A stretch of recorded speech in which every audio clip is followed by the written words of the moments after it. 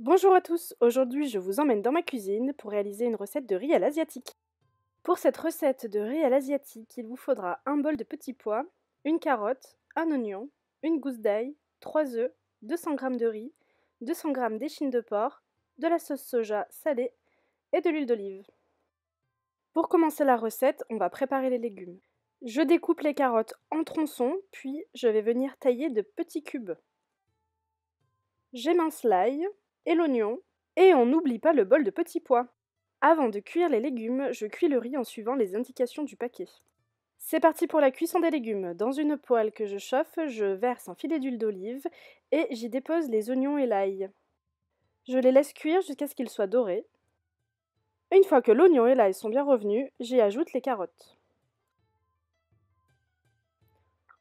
On mélange bien le tout et on va venir ajouter les petits pois. Et on laisse cuire le tout quelques minutes.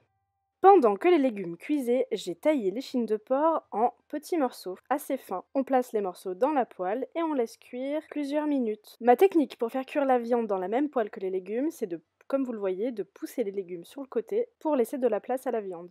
Une fois que la viande est bien cuite, on mélange le tout. Il est maintenant temps de faire cuire les œufs. Pour cela, on casse les 3 œufs dans un bol, on prend une fourchette et on fouette. Même technique que pour faire cuire la viande, je pousse le contenu de ma poêle et je verse les œufs battus. Je les laisse cuire 2 à 3 minutes et je touille pour casser l'omelette. De cette manière, on va obtenir des petits morceaux d'œufs. Les œufs sont bien cuits, on va venir assaisonner le contenu de la poêle avec du poivre. On mélange à nouveau. Pendant ce temps, j'ai égoutté le riz et je l'ajoute à la poêle. Une fois le riz bien mélangé, on ajoute la touche finale, la sauce soja. Moi, j'ajoute 4 cuillères pour une grosse poêle comme ça.